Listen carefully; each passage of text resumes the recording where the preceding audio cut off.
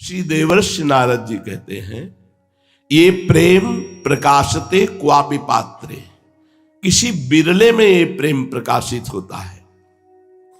तो बिरला कौन है जिसमें प्रेम प्रकाशित होता है? तो जो इतने लोगों का संग नहीं करता। ध्यान दीजिएगा, अगर प्रेम हृदय में प्रकाशित करना है तो हमें प्रेम पात्र बनना होगा। प्रेम पात्र बनने के लिए यहां प्रार्थना कर रहे हैं कि इतने लोगों का संग नहीं करना होगा। जिसका विद्या का घमंड है, धन ऐश्वर्य का घमंड है, जो बात अभिमान पूर्वक करता है, अपने को बड़ा बुद्धिमान और शक्तिशाली समझता है और अपनी शक्ति और बुद्धि का प्रयोग दूसरों के दुख वर्धन में, दुख देने में करता है, ऐसे स्वार्थी, अभिमानी, धनी, यशस्वी, माननी ऐसे जनों का संग नहीं करना जिसे प्रेम प्राप्त करना है।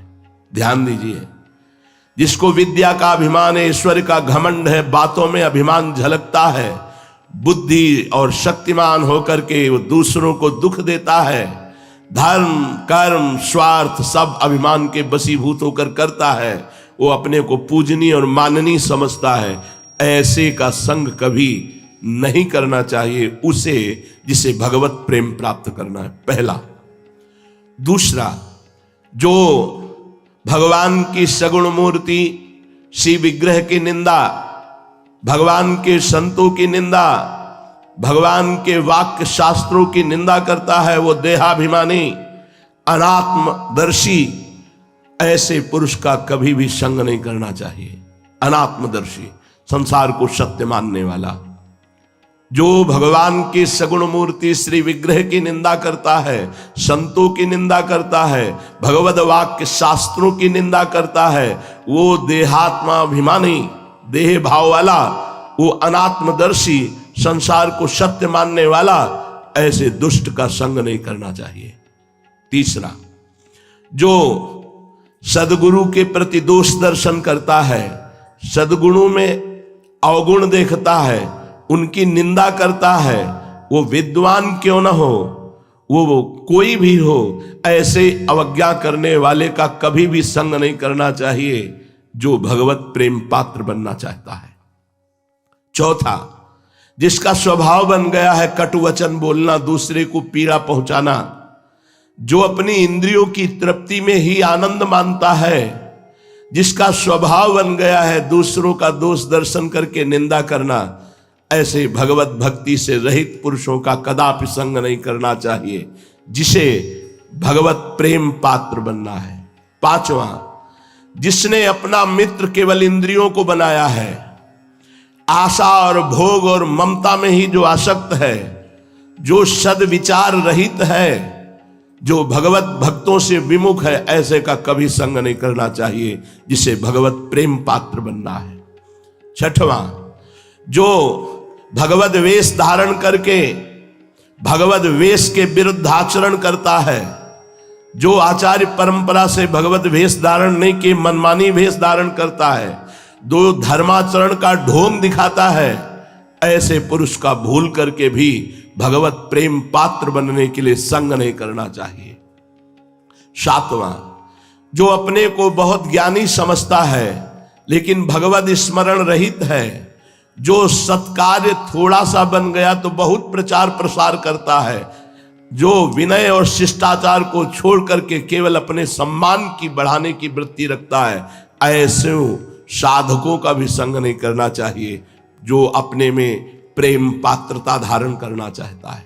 आठवां, जो धूर्त, शास्त्र आज्ञा का पालन नहीं करता, मिथ्यावादी, झूठ पे झूठ बोलने वाला, जो दूसरों की उन्नति देखकर जलता है और निंदा करता है, ईर्ष्या करने वाला, कपटी है, ऐसे लोगों का कभी भी संग नहीं करना चाहिए जो भगवत प्रेम पात्र बनना चाहते हैं। जो बात बात पर क्रोध करते हैं, जिनका उद्देश्य केवल लोभ होता है, जो पापाचरण करने में बड़े निर्लज्ज हैं, जो दूसरों की प्रशंसा सुनकर जलने लगते हैं, ऐसे लोगों का कभी संग नहीं करना चाहिए। 10वां, जो सम्मान और लाभ के लिए कोई भी नाटक कर सकते हैं, सम्मान और लाभ के लिए कोई भी नाटक कर सकते हैं, जिनकी बुद्धि केवल विवाद के द्वारा सामने वाले को परास्त करके अपनी बात मनवाना है, जो अधिक भाषण करता है, भगवत सिद्धांत से रहित, ऐसे पुरुष का कभी संग नहीं करना चाहिए। अगर हम ऐसों का संग त्याग करके अब कहते हैं ऐसे चलना चाहिए, प्रेम पात्र के लक्षण क्या है? सबसे पहला, कभी उसमें क्रोध रूपी शैतान नहीं आता है, इसे प्रेम प्राप्त करना है। दूसरा, वो किसी भी अन्य स्त्री के साथ भोग वृत्ति नहीं रखता और भोग भावना रखकर दर्शन और संभाषण भी नहीं करता, चाहे वो गृहस्थ हो या विरक्त। अन्य शब्द गृहस्थ के लिए, अन्य शब्द विरक्त के लिए शब्द। पहला है जो क्रोध रूपी शैतान से दूर रहता है। दूसरा है किसी भी माता बहन की तरफ दृष्टि, भोग दृष्टि नहीं, एकांत में भोग वार्ता और भोग विलास नहीं। तीसरा, जिसका सदैव एकांत भाव से अपने आराध्य देव में भजन करने का स्वभाव बन गया है। चौथा, जो बहुत कम बोलता है। पांचवा, जो जब सब सो रहे होते हैं तब जग कर अपनी दिनचर्या करता है, भजन करता है। ये 5 बातें जिनमें होती हैं वो प्रेम पात्र बन जाता है। पीछे 10 बातों का त्यागी, ऐसे लोगों के, ऐसे संगों के, ऐसे वार्ता करने वालों के कभी संग में नहीं। और ये पहला, कितना भी तुम्हें कोई गुस्सा दिलाए, गुस्सा नहीं होना। दूसरा, किसी भी माता बहन, बहुत ध्यान देने योग्य बात है, जब हमको किसी की गलती बताई जाती है कि अमुक ने ऐसे ऐसे किया, तो आप होश में रहे ना। उसने जो गलती की है, ये बात सुनते ही आपके मन ने नोट कर लिया। बहुत ध्यान से सुनना। अब जब आप एकांत होंगे तो वो आपके सामने पूरी फिल्म बना के रख देगा। ऐसी बातें कानों से भी नहीं सुननी चाहिए, आंखों से नहीं देखनी चाहिए और वाणी से नहीं बोलना चाहिए साधक को। क्योंकि जो सुनते हैं, जो देखते हैं, जो बोलते हैं, तुरंत मन कल्पनात्मक फिल्म तैयार कर लेता है और वो आपको दिखाकर भ्रष्ट कर देगा, पक्का, इसमें संशय नहीं। बहुत प्रवीण है फिल्म बनाने में, यही अभिनेता बन जाता है, यही डायरेक्टर बन जाता है, यही सब कुछ बन जाता है। अकेले मन पूरी फिल्म तैयार कर देगा। हमारी बात को गंभीरता में लेना। अगर आप ऐसी गंदी बातें सुनते, अच्छा, तो आप होश में हो जाइए। वहां तो अच्छा कह रहे थे, अब सब बुरा होने वाला है तुम्हारे साथ। जहां एकांत हुए वो फिल्म तैयार करके दे देगा। ये अपने लोग चली हुई बात कह रहे हैं, पूरे जीवन में जो चला है, अनुभव किया है, उसी को सावधानी से आपको बता रहे हैं। हम जो दृश्य देखते हैं, जो बोलते हैं, जो सुनते हैं, उसकी तत्काल फिल्म तैयार करता है मन और एकांत में पेश करता है। अब एकांत में भावावेश आ जाता है। अगर भागवतिक हुआ तो भागवतिक और सांसारिक हुआ तो सांसारिक। हमारी प्रार्थना मान लो, हम ये सब वो बातें कह रहे हैं जो हमने अपने मन में पढ़ी है, मन में पढ़ी है। तभी कई बार विनोद में कह देते हैं कि लोग और पीएचडी करते हैं, हमने मन की पीएचडी की है। बचपन से लेकर मन को पढ़ा है, उसी की पढ़ाई की बात तुम्हें कह रहे हैं। वही डायरेक्टर, वही हीरोइन, वही हीरो, वही विलेन, सब बन के पूरी फिल्म तैयार कर देगा और आपको भ्रष्ट कर देगा दिखा के अपनी फिल्म। किसी भी माता बहन की तरफ काम भाव से मत देखो। हम तो कहते हैं किसी भाव से मत देखो। बात करनी है ऐसे बात कर लो, जो आवश्यक है, नहीं तो बातें ही मत करो। माता बहन या जहां भी तुम्हारा काम भाव उत्पन्न होता हो, जिस शरीर के आकर्षण से, सावधान।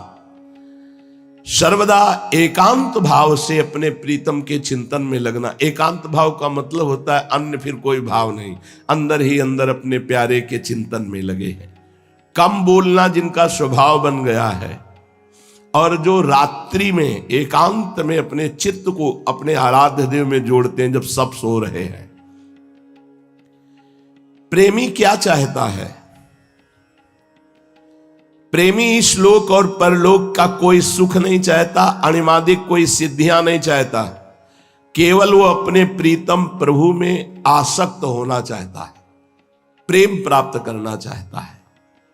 तो प्रेम का लक्षण क्या है जिसे वो प्राप्त करना चाहता है?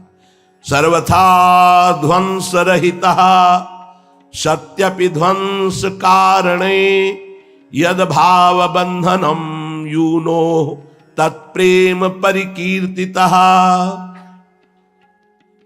पूरी विपत्ति नाश की वृत्तियां आ गई, घेर लिया आपको, शरीर अस्वस्थ, कुछ व्यवस्था नहीं, भारी निंदा, भारी अपमान, पर उस स्थिति में घोर बंधन, घोर नाश, घोर विपत्ति की स्थिति में भी आपका मन केवल अपने प्यारे में गया, इसे प्रेम कहते हैं। घोर विपत्ति में, जैसे श्री राम जी को फांसी की सजा दी गई, पूछा गया तुम्हारी अंतिम इच्छा क्या है, तो उनका बस एक बार विट्ठल भगवान का साक्षात्कार करा दीजिए, एक बार मंदिर के सामने से निकाल दीजिए, मैं उनको देख लूं, बस इतना। घोर विपत्ति, बंधन, नाश की उपस्थिति में आपके चित्त की स्थिति अपने आराध्य देव में, इसे प्रेम कहते हैं। अनुकूलता में तो सब कहते हैं बड़ी कृपा है, कृपा है जब भारी प्रतिकूलता, भारी दुख, विपत्ति, क्लेश, फिर भी कोई फर्क नहीं, वो प्रेम मार्ग का पथिक होता है। हर सूल उसके चरणों में पड़ते ही फूल हो जाते हैं, जो इस मार्ग का पथिक होता है, सिंहवत होता है वो, भगवत भाव में दैन्य, और हर कष्ट सहने के लिए पहाड़ होता है, वो टूट नहीं सकता।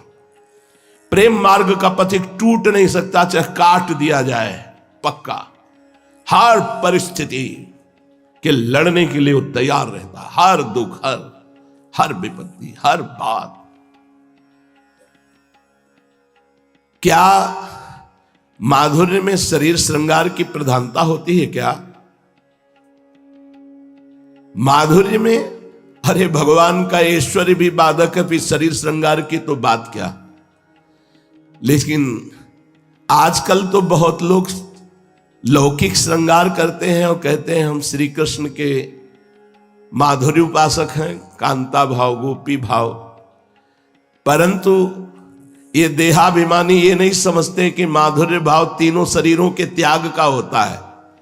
ये गाल में लाली लगा के, भौं बनवा के, पलकों में रंग भर के, यहां तक चूड़ियां पहनकर श्री कृष्ण को नहीं रिझाया जाता। श्री कृष्ण को रिझाने वाले फकीरों के चरित्र पढ़ो। पूज्य श्री चंद्रशेखर बाबा रोटी मांग के लाते, रास्ते में ही चबा लेते सूखी, प्राणों का पोषण करने के लिए, और कुटिया में बैठकर निरंतर अपने आराध्य देव के लिए आंसू बहाते हुए नाम जप कर, ऐसे दहाड़ मार मार करके रोते कि अपने को धिक्कार पैदा होता कि मेरा जीवन क्या है, मैं अपने प्रियाजू के लिए ऐसे कब रोऊंगा जैसे पूज्य बाबा श्री कृष्ण के लिए रो रहे। दहाड़ मार मार करके पूज्य चंद्रशेखर बाबा ये आंखों देखी बात कह रहे, दहाड़ मार के, बिल्कुल निर्मल संत, भगवत प्रेमी महात्मा, दहाड़ मार करके रोते ऐसे जैसे कोई बच्चा रो रहा हो फपक फपक के। तो सबको रोना आता हो, हमें रोने की जगह धिक्कार आता कि प्रियाजू के लिए ऐसा कब रोना आएगा जैसे पूज्य बाबा अपने लालजू के लिए रो रहे हैं। ये माधुर्य बातों का नहीं है, बहुत आगे का विषय है। जो शरीर राग त्यागी होता है वो माधुर्य की तरफ बढ़ता है। शरीर सजाने वाले तो देह भाव को प्राप्त हैं। और आगे का शब्द लिख लीजिए, श्रृंगार नहीं, माधुर्य नहीं, काम। ये महापुरुषों ने मना किया है। सखी कहता आपगात सकल द्योत द्वंद जात रात सर्वस्व वही। ये ऐसा नहीं सखी, ये शरीर नहीं, ये बनिता पुरुष भाव मिट जाए, इसके श्रृंगार की भावना नहीं करनी चाहिए। बिल्कुल दूर रहना चाहिए ऐसे लोगों से, बिल्कुल नहीं। ये परमहंसों का मार्ग है, ऊपर से सच्चिदानंद के सिद्धांत के अनुसार चल रहा है, अंदर से भावदेह की प्राप्ति है। उसमें ये चूड़ियां और ये पाउडर और ये लाली वाली काम नहीं करती, इससे श्री कृष्ण नहीं मोहित होने वाले। रज लगाओ और जो फटे पुराने जैसे कपड़े मिले शरीर ढको, शरीर का राग छोड़ दो। सात्विक आहार करते हुए, निरंतर नाम जप करते हुए देह भाव विस्मृत, वो माधुर्य रस में पहुंचता है। नौटंकी नाटक से माधुर्य रस नहीं मिलता। बुरा लगेगा, लेकिन तस्मात् शास्त्रम प्रमाणम ते। बहुत सेवक जी ने बहुत उपहास किया है इस बात का। और एक ग्रंथ है, सेवा शब्द से है, सेवा विचारम। सेवा विचारम ग्रंथ में मना किया गया है कि बाहरी कहीं ऐसा नाटक न किया जाए, भाव का बाहरी नाटक न किया जाए कि ये सब नहीं। कोई भी परमहंस महात्मा ऐसा नहीं कि वृंदावन के रसिकों के चरित्र पढ़ के देखो, कोई भी धर्म विरुद्ध नहीं, वैसे ही चलो जैसे गुरुजन चले हैं। वास्तव में माधुर्य का चमत्कार तो तब देखने में आता है जब ईश के ईश्वरत्व का और जीव के जीवत्व का दोनों को मिटा करके भावना में दौड़ा दे। जब स्त्रीत्व और पुरुषत्व का भाव मिट जाए, जीवत्व और ईशत्व का भाव मिट जाए, तब वो प्रीतम को प्राप्त होता है। ये जड़ बुद्धि शरीर सजाने से सच्चिदानंद भाव प्रकट नहीं होता है। केवल प्रीतम में आसक्ति। अब जो प्रथम भाव तन बदल करे अप बपुजु अलंकृत, इसका राग छोड़ के आचार्यों की वाणी नहीं समझी जाती। प्रथम भाव तनु बदल करे अप बपुजु अलंकृत, व्यासवन प्रसाद देह मानसी गढ़े चित। सेवा करने के पहले 5 मिनट बैठिए, भूलिए स्थूल शरीर को, सूक्ष्म शरीर को, कारण शरीर को, और देखिए किशोरी मात्मानम किमि सुकुमारी मुकले। बिल्कुल स्वामिनी जी का प्रतिबिंब रूप अपना सहचरी स्वरूप है। उसी स्वरूप से हम श्री जी की सेवा में पहुंच रहे हैं। भावना कीजिए, इस शरीर को छोड़िए। इस शरीर के श्रृंगार से न श्री कृष्ण प्रसन्न होते, न प्रियाजू प्रसन्न होती। ये नहीं कि तुम घूंघट काट लोगे तो श्री कृष्ण प्रसन्न हो जाएंगे। नहीं भाई, समझो, ये परमहंस जन क्या नहीं, बहुत बड़े बड़े महापुरुष हैं अपने वृंदावन में, उनके चरित्र हैं भाई। देखो भला उनके चरित्र को। क्या ऐसे प्रेमी भक्तों में शुद्ध ज्ञान नहीं होता क्या? जो वेदांत में ज्ञान वर्णन किया गया है, क्या शुद्ध प्रेमी जनों में ज्ञान नहीं होता क्या? अरे ये स्थिति तो ज्ञान से भी आगे की है। ये ब्रह्मबोध संपन्न महापुरुष के उत्तर है पूज्यपाद शिवड़िया बाबा। अरे ये स्थिति तो ज्ञान से भी आगे की है। तत्व ज्ञान तो उसको बीच में ही हो जाता है। जैसे अपने कई बार बोले हैं कि वासुदेवा स्वरमिति, यहां से हमारी पढ़ाई शुरू होती है वृंदावन नित्य विहार की। जो गीता जी की पूर्णता है वो यहां से प्रवेश है। वासुदेवा स्वरमिति समात्मा सुदुर्लभा, तो यहां फिर प्रारंभ होता है। तत्व ज्ञान तो बीच में हो जाता है, पर प्रेमी महाभागवत उस ज्ञान का आदर नहीं करते। वो तो प्रेमानंद के उत्कर्ष में द्वैत से अद्वैत और अद्वैत से द्वैत स्वीकार करके, ये द्वैत बोध के बाद का है। पूज्यपाद बाबा कह रहे हैं द्वैत से अद्वैत बोध और अद्वैत से द्वैत प्रेम। यहां ना कोई जड़ है, ना चेतन है, ना आत्मा है, ना अनात्मा है, केवल चिन्मय प्रेम ही प्रेम है। वो प्रेमास्पद में इतना तन्मय कि अपनी शुद्ध भूल गया। अपनी ही शुद्ध ना रही, एक रहे हो नंदलाल। बाबा, सच्चे प्रेमी की दृष्टि क्या होती है? सच्चे प्रेमी की दृष्टि क्या होती है भैया? जिसकी कोई दृष्टि ही नहीं होती उसे सच्चा प्रेमी कहते हैं। समझिए, यदि उससे पूछा जाए कि तुम प्रियालाल से प्रेम क्यों करते हो, तो वो काफी विचार करने के बाद जब मौन रहे, कोई उत्तर न दे पावे, तो समझना चाहिए कि प्रेम दृष्टि आ गई है। उसको कुछ पकड़ने में ही नहीं मिलेगा कि मैं क्या बोलूं, कि मैं क्यों प्रेम करता हूं। जो किसी निमित्त से लेकर प्रेम करता है वो तो बोल सकता है, अपने कल्याण के लिए, मंगल के लिए, सुख के लिए, लेकिन जो प्रेम करता है वो बोल ही नहीं पाएगा। आजकल लोगों से पूछो कि तुम महात्मा को भिक्षा क्यों देते हो, तो कहेंगे पुण्य के लिए। तुम भगवान की आरती करते हो तुम पाप नष्ट होने के लिए, अपने कल्याण के लिए। ये प्रेम थोड़ी है, इसे प्रेमी नहीं कहा जा सकता। अरे प्रेमी के सामने तो धर्म कर्म का कोई महत्व ही नहीं रहता। वो तो केवल अपने प्रेमास्पद प्रभु के सुख में निमग्न रहता है। अपने में कोई गुण, अपने में कोई कारण ढूंढने पर जब ना मिले तब उसे कहते हैं प्रेम। अपने में कोई गुण और अपने में कोई कारण, हम क्यों उनका भजन करते हैं इसका उत्तर नहीं है, तब समझो कि प्रेम दृष्टि आ रही। बाबा ये प्रेम क्या नष्ट भी हो सकता है? हां, जब तक परिपक्व नहीं हुआ। तो कैसे नष्ट हो सकता है?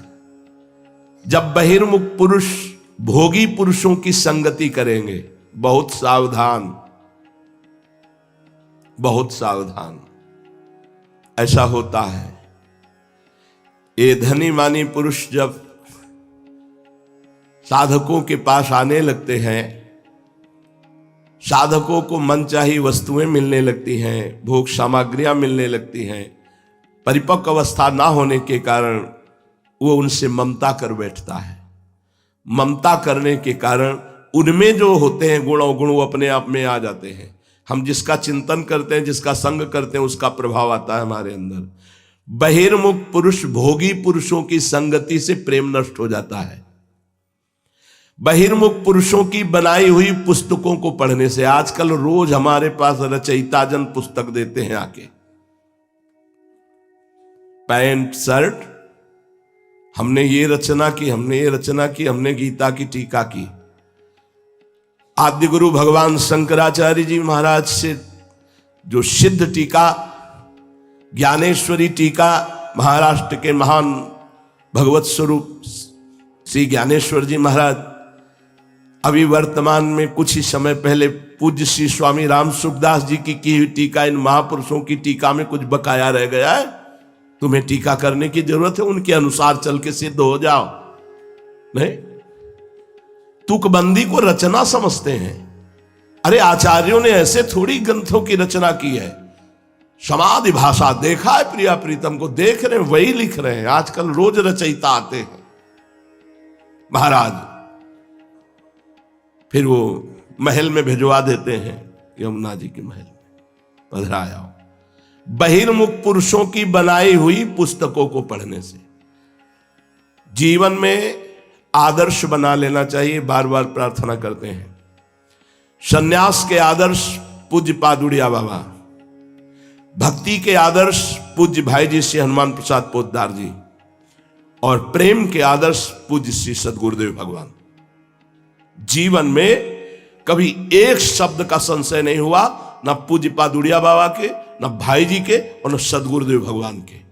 बिल्कुल डूबी हुई बात। जो भाई जी के अनुगामी पूज्य राधा बाबा, पूज्य राधे श्याम बंका, जो भी महापुरुष जन है, हमें उनमें संशय नहीं, क्योंकि वो सब भाई जी के ही वचन हैं। अब जिनको अनुभूति नहीं है कुछ भी, वो रचना पढ़नी ही नहीं चाहिए। बाबा कह रहे बहिर्मुख पुरुषों की बनाई हुई पुस्तकों को पढ़ने से। तीसरा, बहुत शास्त्रों की जानकारी से। अष्टांग योग में क्या है, और सांख्य योग में क्या है, उसमें क्या है, उसमें क्या है, उसमें क्या है।